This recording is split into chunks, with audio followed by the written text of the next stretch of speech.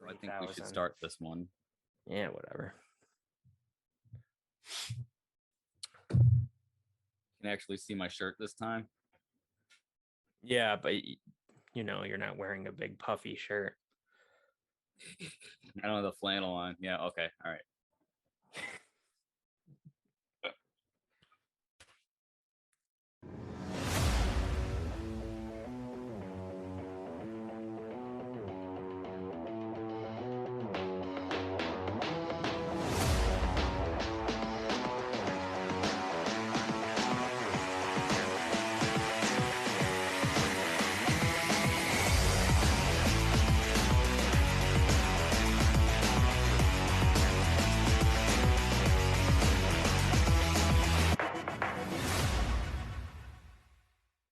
Hey everyone. Welcome to Why Are You Still Here with Lucas and Brandon. Yes, ma'am. We are back at it again. And today we're gonna take a step back, something that is slightly rooted in nostalgia. It doesn't really have anything to do with technology this time. And it was something that we kind of came up with on a whim the other day after we after we got through the Halloween special. We do have some other specials in the pipeline, but we needed something that was kind of like an evergreen thing we could do. That's always an evergreen piece, by the way, in journalism, is an article that's always relevant. Just a nice little article that's always fun to read. So our version of that today is going to be music. All right. Musical musings. Oh, I didn't even know what it said earlier. I like that. Lucas and Brandon's musical musings. I apologize if that was too loud when I screamed into the microphone. One thing I've noticed while editing the show is that both of us talk way too loud. Too loud? Oh, yeah. Yeah. So anytime I scream, it's just like, oh, I know. Every time you scream at work, it's obnoxious. You can hear you from across the whole restaurant.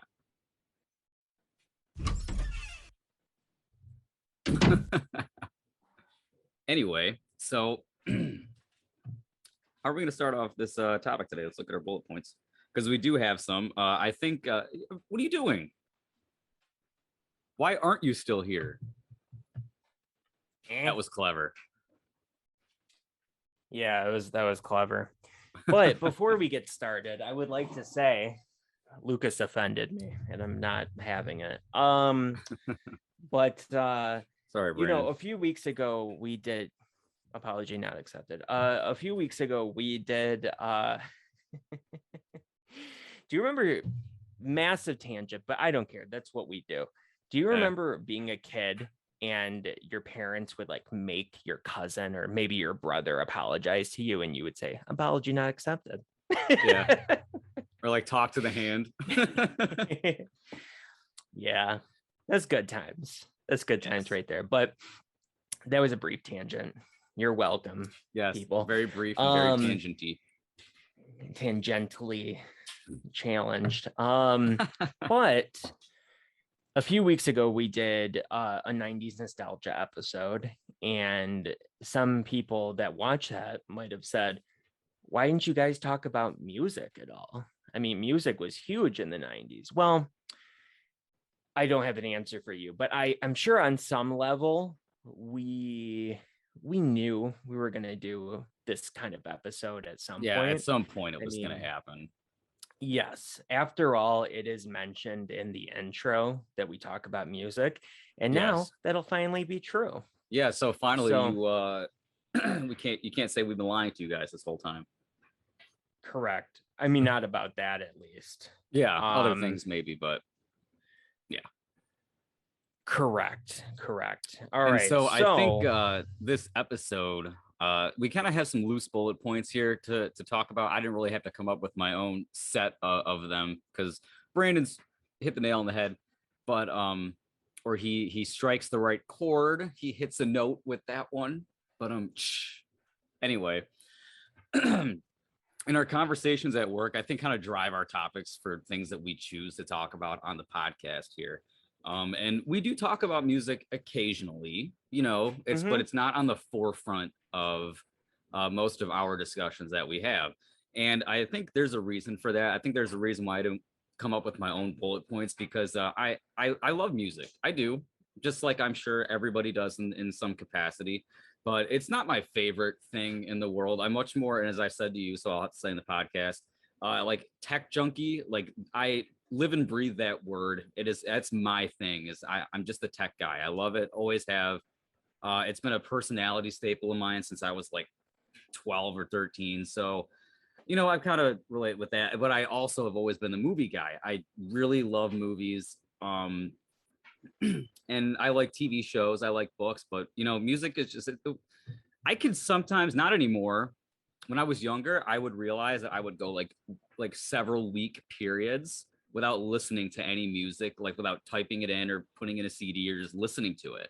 And okay. I don't think that's something I ever said to you. And I think what kind of illustrates this point, this is the story. I might have mentioned this briefly at some point at work, but here's the actual story. I was in 5th grade. You do like the recorder class. You play the little flute, the little plastic one, and then if you like that, you can go into like band class. So it was 5th grade. I sucked at the recorder. I thought it was stupid. I hated reading music. I didn't like the music class. And I remember this distinctly. You could tell this is a pre-COVID world.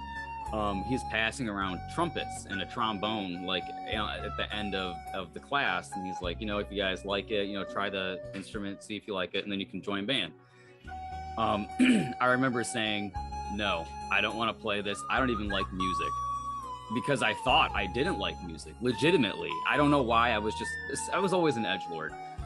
And then he said, that's not true. Everybody likes music. You have to listen to something. And then me just having to go against the grain just because I'm like, well, I watch movies. I listen to soundtracks. I don't listen to albums. And he goes, well, that's music. And exactly. I'm like, well, he's got a point, but I was just being a little shithead. And then eventually I'm like, maybe I do want to try the trumpet. And this other kid's like, why does he get to play? He said he hated music. And then I ended up joining band, playing the saxophone for like 8 years in school, did marching band, jazz band, all that stuff, expanded my musical tastes. And I think that kind of sets the tone. So as I got older, I expanded heavily, but I started off as like a punk ass 10, 11-year-old was like, I'm just the movie guy. I'm the movie guy. I don't like that. I'm different. And then eventually I just ate my own words, but I don't think I ever told you that story, and I think it's kind of interesting to like start this off with. Yeah, it is interesting. And it's fun that you bring up movies as well, because I actually added an additional bullet point after I sent this to you, and I wanted to say that music is something that is unbelievably important when it comes to movies. And 100%. It's ironic, in fact, that you would say like, oh, I'm not a music fan, I like movies. And it's really funny too, because as a kid, there's a special on the original Chamber of Secrets DVD that's talking about the importance of the score. And it shows you might know what feature I'm talking about if you watch. You're a special features guy, but the feature it takes the scene where Hermione she's not petrified any longer, and then she runs into the Great Hall and then hugs Harry and then like nods with Ron. And they show the scene with this John Williams score. It's all jaunty and lively and Christmas feel. It's beautiful. And then they show the scene with no music, and it's so hollow and empty. And the tone is completely changed. Weird. So that's why as a kid, I was like, oh, I just like soundtracks, blah, blah, blah, whatever. But they are still huge music, for movies. Yeah. So. And then even still to where scores are important to a movie. Like if John Williams wasn't conducting the Star Wars franchise, like you kind of be a little irked out from that. Even when John Williams moved on from the third Harry Potter movie, as we always like to go back for me, and then I think Patrick Doyle is the composer for that specific movie. I was leery on it, and I didn't know how the theme was going to sound. I didn't know how things were going to play out with different audio cues. I don't know. So yeah, it is very important for movies, and I guess we could have a whole separate conversation on that, really. Yeah, we definitely can. Before we move on just a little bit though, I also want to mention that this may or may not be known. First off, before I say this, if anybody is wondering, what's the difference between a soundtrack and a score? Well, a score is traditionally the music that doesn't have words, it's just instrumental, and it sort of backs up scenes of a movie, for lack of a better word, while a soundtrack is songs, actual songs inserted into a movie to show whatever is sort of going on in a certain scene. So a score is almost telling you what you should feel, and a soundtrack is sort of just it's there for, I guess, familiarity or something like that. And I usually said better, Brandon. I agree. Thank you.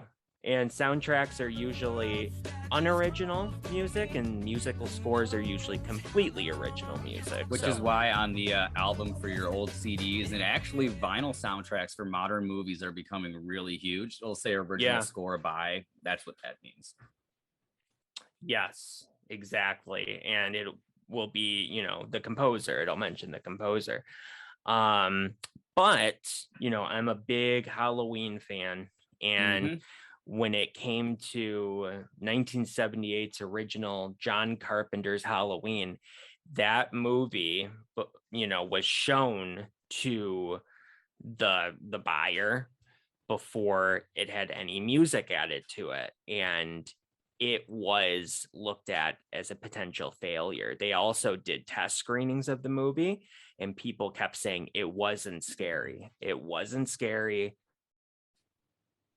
I now I'm just like playing it, the basically. music in my head of Michael. Yeah. I mean, without the don't the songs and the shape chases Lori. That of course that's what it's called, because that's exactly what I'm thinking of. That scene in the original, but it's all of it, and it's not a super complicated score by any means. No, there's only a few different variations of the song, but it's genius because it is so simple. So it's very brooding, it's very building up of suspense. Very suspenseful music, and it changed everything for that movie. So those same people that were saying the movie wasn't scary could then barely even get through the movie once the score was added to it. That's how much of an impact a musical score has for movies. So, music is just unbelievably important when it comes to movies. So, obviously, like Lucas said, we'll talk about this at some point in the future. I don't want to harp on it too much, but it had to be said. And then, full disclosure, our first bullet point is talking about, our relationship with music. Lucas talked about his introduction, basically into, actually caring about music. And, mine is quite similar. I was never in band. So there was a music class I took when I was in elementary school, and I played clarinet for that one class, but I just couldn't get it or care about it, so I never moved on to band when I went into middle school. And for the longest time, I would listen to music. I would buy CDs mostly because it was what my friends were doing, and it was looked at as cool. And it was awesome. I grew up in the 90s buying CDs, I frequented a Target that was literally 3 blocks down from where I lived. Pat actually used to live right around the corner in that area. So fun fact, you said that before. Yeah, I must have. So and I remember wondering where that was, but the mall is basically now since closed, as it is just a bullet-ridden mess over there. It's on the east side. I'm not gonna say exactly where we are. I don't want to dox ourselves. But I don't think anyway, it matters. We've said it so many times by this point already. Anyway, Target always had a phenomenal collection of VHS and CDs at that Yeah. time, always would go there.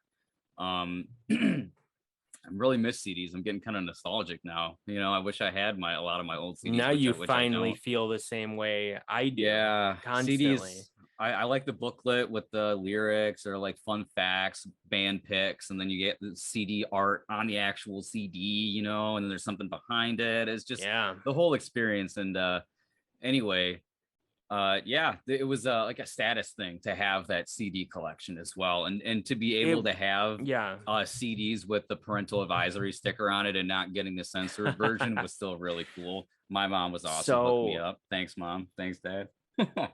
That definitely was, I agree. But my CD collection of old was pretty pathetic. It was things that were really popular in the 90s, especially for kids. But if you look at it now, you'd be like, what is this? Like some old lesbians music or something, you know, like like it was literally, I remember most of it. It was Britney Spears.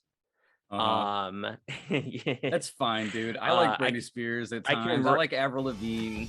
It's what it is. Well, we all know how I feel about Avril Lavigne. Yes. And Britney Spears has some good songs. This was not that though. This was what was it? I have to look it up. I usually don't like doing this because it takes up I know time. You said this in the last episode. But I don't like oh man. Whatever. It was the Britney Spears album, and she is standing on the front of it. And for some reason I thought the album was called Oops, I Did It Again, even though that is the song. You the thought it name was the of a title song of the album. Wait a minute. It is it. Cool. All right. Got it. So yeah, it is. It's called Oops, I Did It Again. I can't believe I remember that. And obviously that was the single from the album, but it was that, and it was Backstreet Boys, and it was NSYNC, and it was LFO. Such guilty pleasure stuff. That if we didn't grow up with it, we wouldn't listen to it, but it's good to hear. I agree with you. No, but that was like the cool I don't like thing, that. you know, as strange as it sounds. That was the cool thing when we were kids. And here's the deal though, I would listen to it, but I didn't particularly enjoy it. And I remember just thinking maybe that's why I didn't like music, because I was just listening to it to listen to it before it got personalized. And you're able to kind of take that like third person view out of it. And as you get older, you really don't give a fuck what people think about what you listen to, because I have stories that'll come up as we talk about our genres and things that we enjoy particularly. Because like as a kid, you don't like judgment, right? Kids are assholes. So you want to like the cool stuff, but then you also kind of want to like your own niche stuff as well. So sure. Yeah, no, I don't care anymore at all anymore. And but I certainly did at that time. So yeah, I was listening to it just to listen to it, and it was a number of years later where I actually listened to music because I enjoyed it. And there is a very specific thing that happened for that to occur for me. But I'm thinking, before I tell that little story, I'm thinking that you might have something that happened to you that changed your mind. So what was that? What changed you from the bitter, cynical, punk ass bitch that said, I don't like music, to somebody who significantly likes it nowadays? I have to say that and a lot of it stems from that story of band class, which is why I told that first. Just by the nature of learning to play an instrument, you listen to more music, you're surrounded by it.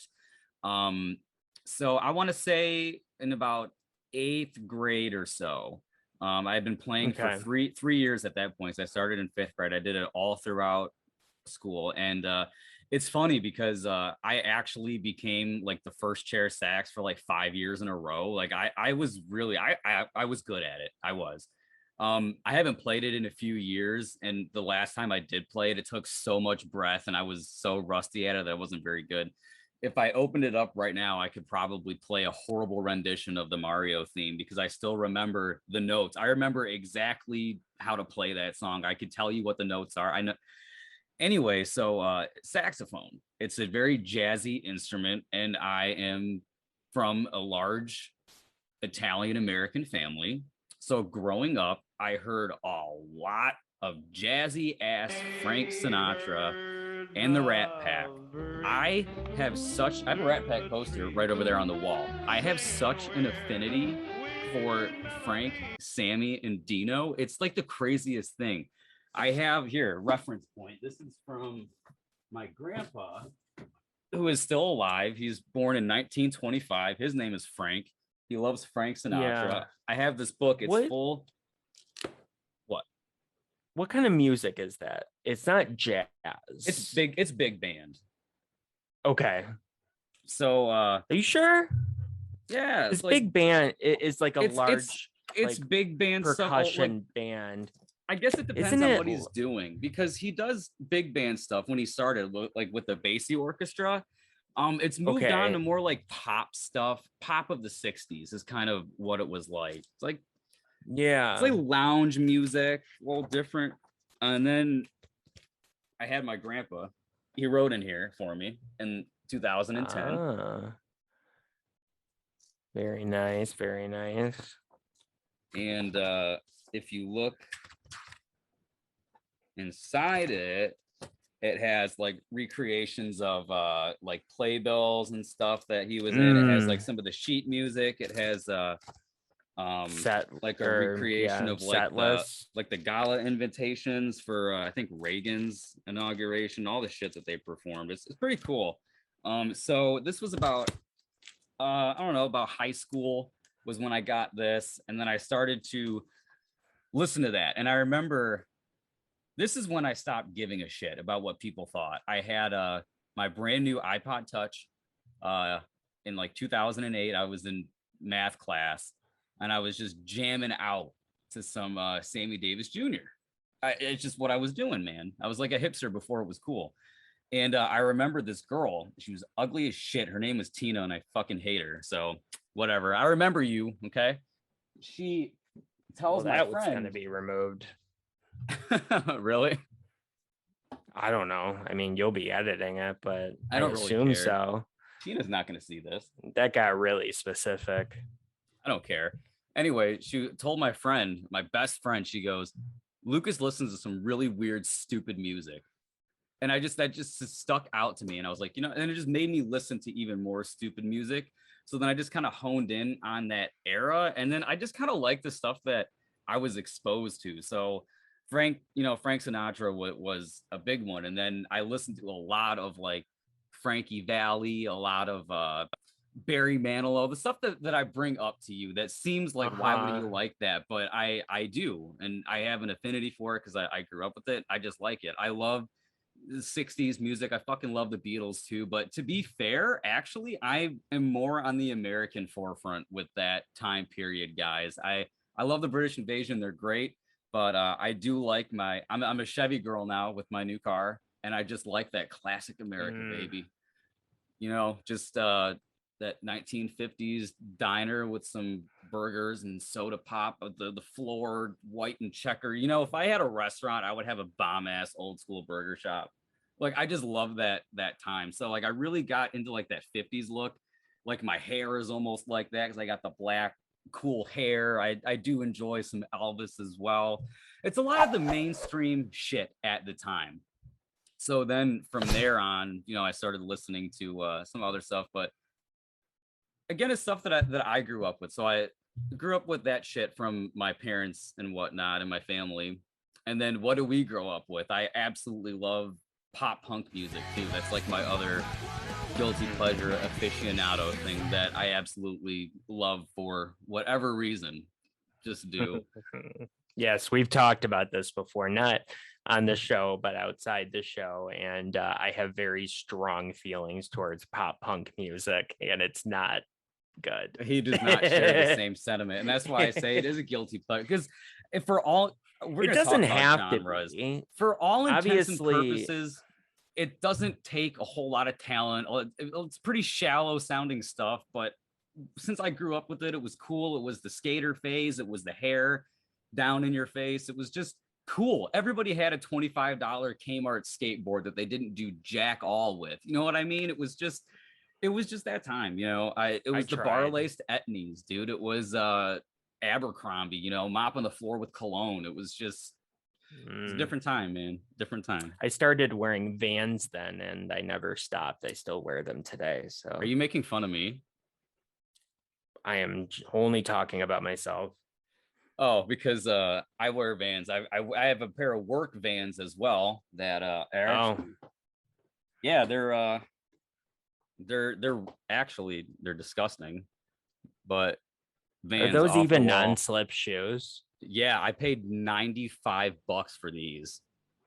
All leather, and it though. Looks like some sketchy non-slip on the bottom. No, they're really damn good. And I've worn my actual Vans, like my slip-on black ones, to the restaurant. I've worn it in the back, and they have good traction on the floor. I also that's shocking because I wear my shoes to work, and it's like an ice rink. Yeah, and well, Vans are made for. Oh, okay. Yeah, I only wear Vans. Really? I didn't know that. I never. Yeah, I mean, I wear Skechers at work. Yeah, that's not a fashion statement. Huh. That's just because they make good work shoes. But yeah, I only. I didn't know Vans. That. So yeah, I have multiple pairs of Vans. I love Vans. My work pants are Dickies. That was the era. Mm-hmm. It was cool. And you know who also wears Vans? Who? Jake, I'm looking at you, buddy. Oh yeah, I didn't know he wore Vans too. We're off the wall, baby. Yeah. So like it's maybe that's another reason why I like the pop punk shit, or maybe that's why I wear that shit, because I just like it. I don't know. And it's because it straddles the line of like looking a little bit edgy but still very like conservatively put together. Does that make any sense? Yeah, it does. But what's funny is because it's not too far punk off, music is supposed to be anti-establishment, everything that is not mainstream. I know. As soon as it becomes mainstream, it's like weird the way I look at it. But maybe in 10 years from now, I'll look back at this and I'll really hate everything that I'm saying, as I do every 10 years or so. But hopefully not everything, just the pop punk stuff. Because I really like Green Day. Yeah, which barely fits into that category. Mm-hmm. And besides that, I like nothing. Oh no, wait, that's not true. I do really like All American Rejects, but okay. So besides those two, like Simple Plan and all of that, you don't like it? No, thank you, because the Pierre Bouvier just modeled his entire look down to the lock necklace from Sid Vicious of the Sex Pistols, and it's a very different situation. Sex Pistols is good. Simple Plan is not. So you can start there, but okay. Okay, so before we get too far into this, so I will interject my me coming into my own as far as music goes, because the NSYNC and the Britney Spears, that didn't last forever. Yeah, and I kept thinking last night, I was like, I thought I knew the story, and then I'm like, wait a minute, maybe it's a different story, and I'm like, wait a minute. It turns out there's three things that happened almost simultaneously with each other for me to become who I am today, as far as music goes, and probably everything else as well. So what ended up happening, let's see, I'll start with this one. So there was a commercial that was very popular, and this is why I doubted myself, because this commercial came out in 2005, and I was like, that's later than I thought. And I certainly listened to music before that. I like some stuff. White Stripes was big, and Rob Zombie and you name it. It was a lot of stuff my friends we always talk listened about his to. movies, but I really do like Rob Zombie, the artist, as well. I got to give him a shout out. He is a great musician. Just because I like my little stupid pop punk rock, stuff doesn't mean that I still don't get down and dirty with some heavy metal too. So we'll talk about that as we talk about other stuff and other artists. And so there was all that kind of stuff that my friends were into that I sort of picked up a little bit, but it changed significantly, I guess, in 2005. And there was a commercial that had Eric Clapton's Layla in it. It was a DSL commercial of all things. And it would always be like a guy and his wife sitting in the car and they're listening to Layla on the radio, and then the car stops and then he runs upstairs and gets on his DSL computer, his DSL RAN modem computer, and he plays the rest of the song. So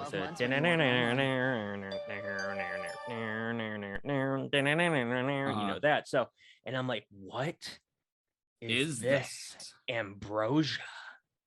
And I must look into it. I'm pretty sure ambrosia means something that's really cool. If I'm wrong, that's nothing new. I'm wrong about everything. But I was like, my God, it just clicked with me.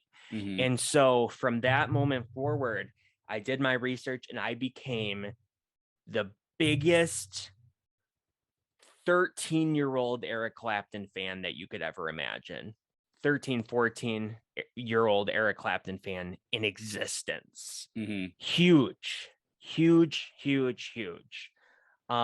Still to this day, I love Eric Clapton, but I saw him live once. Nice. And we'll get back to that. I don't want to spend too much time on that because, we'll talk about that towards the end of the show, our experience in concerts, but at concerts with Lucas, it's in concerts.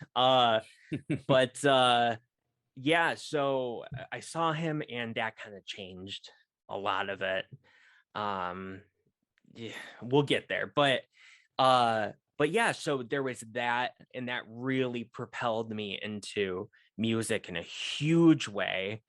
And then there was around that same time, my dad and I went and saw his friend perform at a bar. He performs in a band. He's been doing it for years, and he plays this, all the songs I was listening to, I'm like, cool. But one of them stuck with me big time.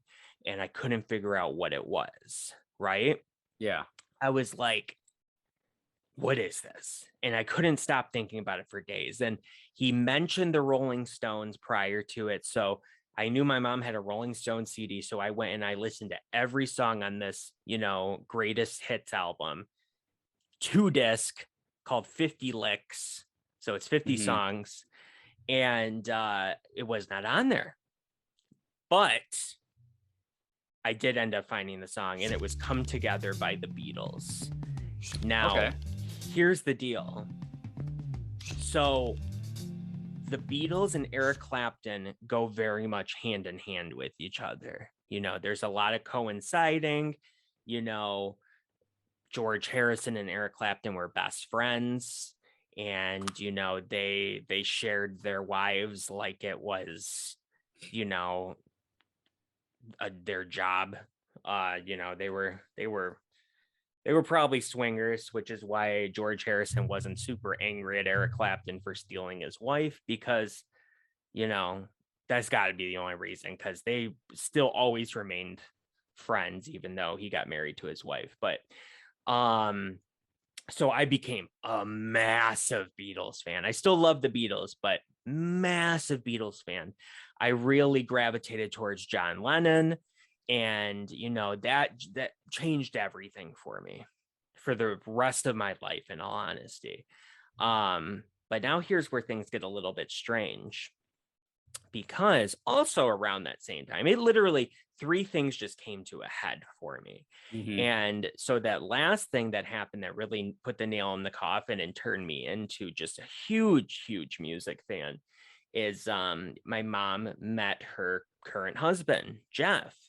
And Jeff's son, Chris, who is now my stepbrother, was a goth. And Okay. so that really what is it set on, like 5 minutes or something? Not 5 minutes. We've been talking for like an hour. I had it set up No, before we even called. no.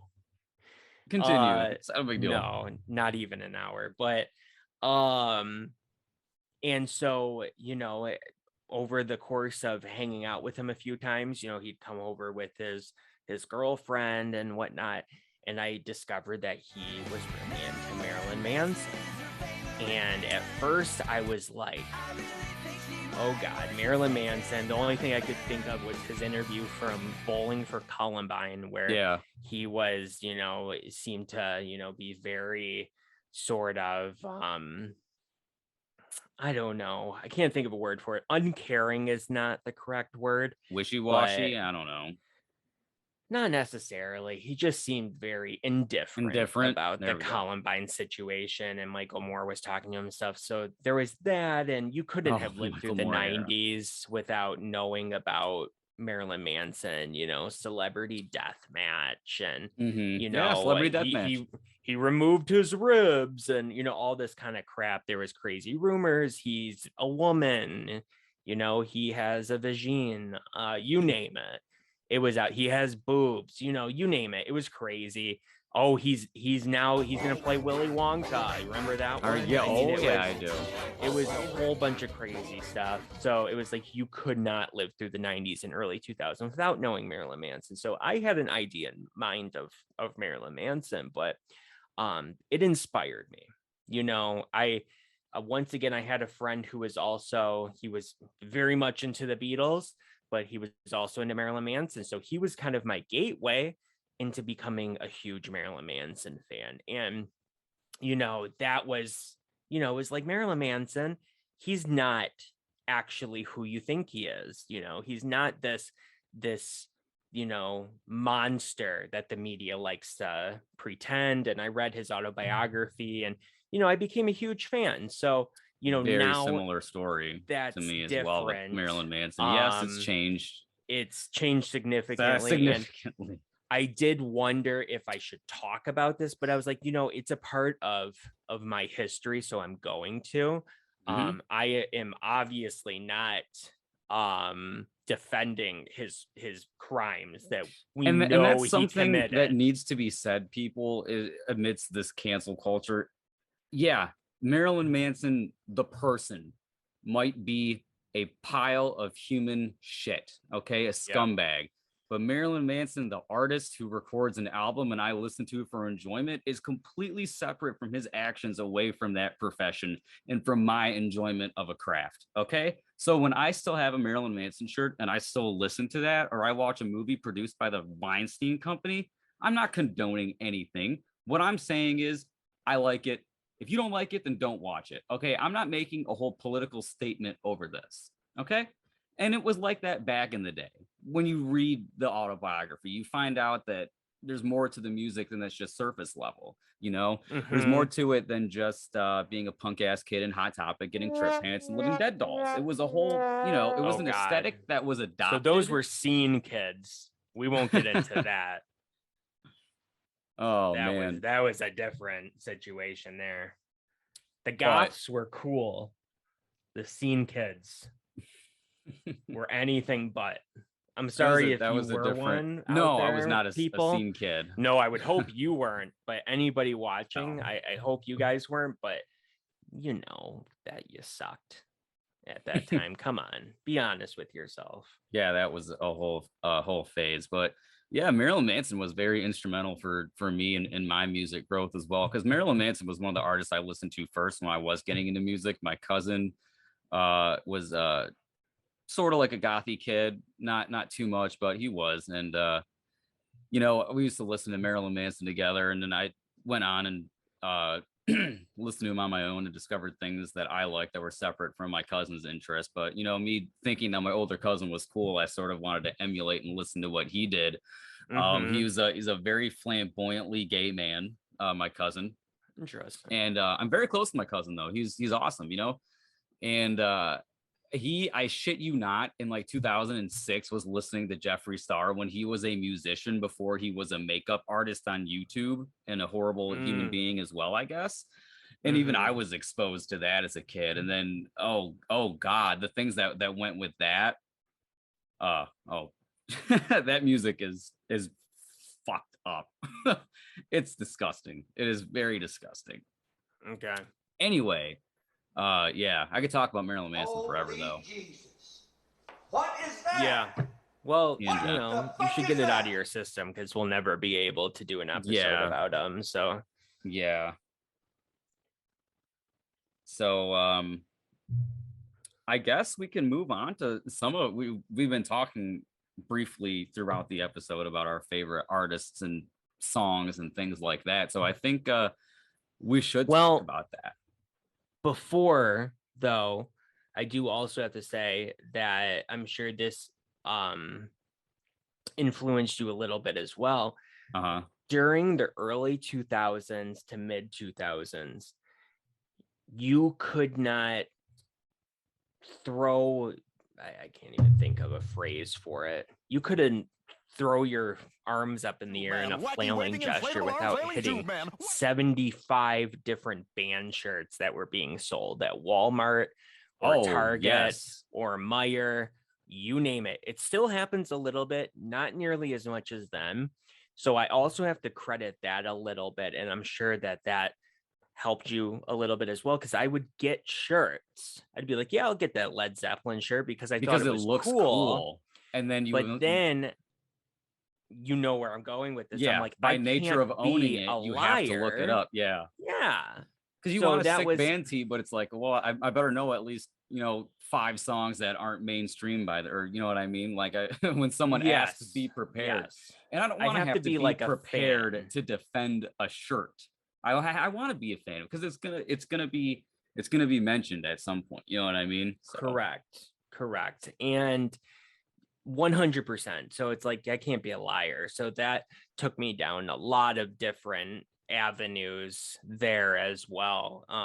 But that was already while I was deep into, my musical discovery. But yeah, that was something at that time. And I can't believe I didn't mention this. I'm so disappointed with myself. But before we do move on, I have to mention that how much I loved the song Layla by Derek and the Dominoes, aka Eric Clapton. So much so that that's what inspired me to start taking guitar lessons. I wanted to play that song. I was determined to play that song. That's how it started off, at least. And now, years and years and years into playing guitar, 16 years, maybe more into playing guitar, and I can still barely play that song. I found out very quickly I'm a John Lennon. I'm a rhythm guitarist. I'm not a George Harrison. I'm not a lead guitarist by any means. So my strong suit is chords, but we won't get into that. But I had to mention that. I mean, that's how inspired I was, to pick up a new hobby, to just learn how to play that song. And I can play the opening lick of it, but that's it. But yeah, now now I just play Oasis songs. That's fine. Totally fine.